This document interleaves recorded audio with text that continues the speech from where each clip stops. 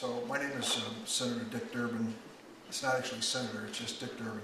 And I'm from Illinois, and I'm the chair of the Human Rights and Law Subcommittee, which will please come to order. The title of today's hearing is Women's Rights or Human Rights, U.S. Ratification of the Convention on the Elimination of All Forms of Discrimination Against Women, known as CEDAW. I'm going to make a brief opening statement. Senator Coburn will make an opening statement if and when he is here. And then I'm going to recognize Senator Boxer if she has arrived at that moment. Last December, this subcommittee held the first ever congressional hearing on UN's compliance with our human rights treaty obligations. Today we focus on a treaty that the United States has not yet ratified. CEDAW. This is the first Senate hearing on CEDAW in 8 years. And this is the first time the Judiciary Committee has ever held a hearing on whether to ratify a human rights treaty. This is usually the province of the Senate Foreign Relations Committee, and I would like to say on the record I have spoken to Senator Kerry, who is totally supportive of our efforts. CEDAW is the only treaty to focus on the human rights of women. It addresses issues like violence against women, sex trafficking, the right to vote, and access to education. Why do we need it? Because human rights of women and girls are violated at an alarming rate all over the world. One example, violence against women is at epidemic levels. In South Asia, countless women and girls have been burned with acid, including Afghan girls attacked by the Taliban for the simple act of attending elementary school. And literally hundreds of thousands of women have been raped in the Democratic Republic of Congo and other conflict situations. I might say that I have personally visited the Democratic Republic of Congo twice, returned to Goma after several years. They were shocked to see me come a second time. They said no one ever comes back. And I went back to see an amazing effort at hospitals to serve women who are the victims of the cruelest abuse imaginable. But it is a strange, awful situation in that country and many others in the developing world. This subcommittee explored this horrible phenomenon in 2008 with a hearing on rape as a weapon of war. CEDAW is not a cure-all for these atrocities, but it has had a real impact in improving the lives of women and girls around the world. Some examples. CEDAW led to the passage of laws prohibiting violence against women in Afghanistan, Ghana, Mexico, and Sierra Leone.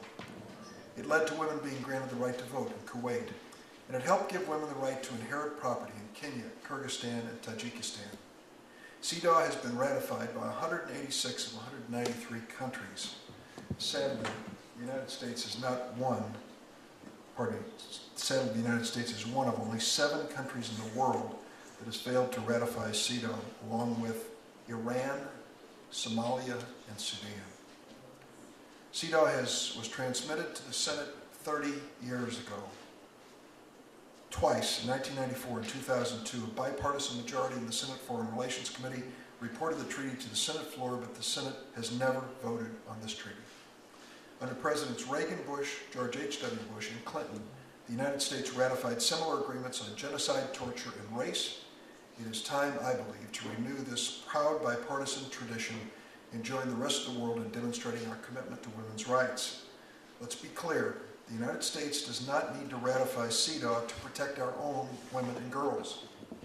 Women have fought a long and difficult struggle for equal rights in America, with many victories along the way, and just to name a few. The 19th Amendment, giving women the right to vote in 1920. Title IX, prohibiting discrimination in education in 1972. The Pregnancy Discrimination Act in 1978. The Violence Against Women Act in 1994. The election of the first woman as Speaker of the House in 2007. The passage of the Lilly Ledbetter Fair Pay Act, the first bill signed into law by President Obama. Of course, the struggle for women's rights continues, and every year millions of American women and girls are subjected to domestic violence, rape, and human trafficking.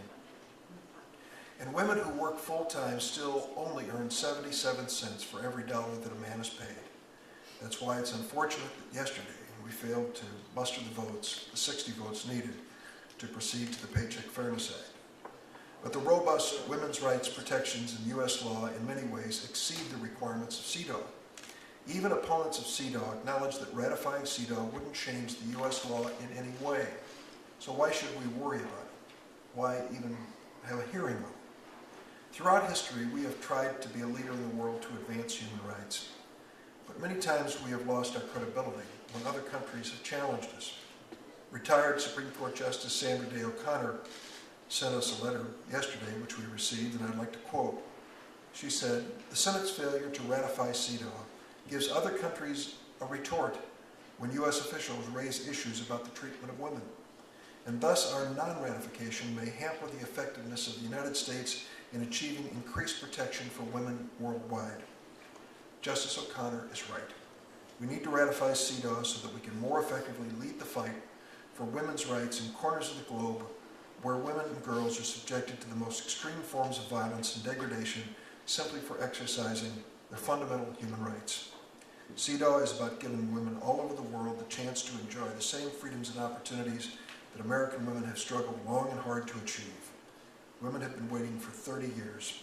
The United States Senate should ratify this treaty without further delay. I'd like to invite those who don't have seats to stand. I'd like to invite those who don't have seats to take empty chairs, including those at the podium. We're not going to have that many senators here, unfortunately, but I don't want people standing since so many are waiting outside, and I know it's a hardship and it's a great sacrifice. So anyone who would like to take a seat, please be my guest.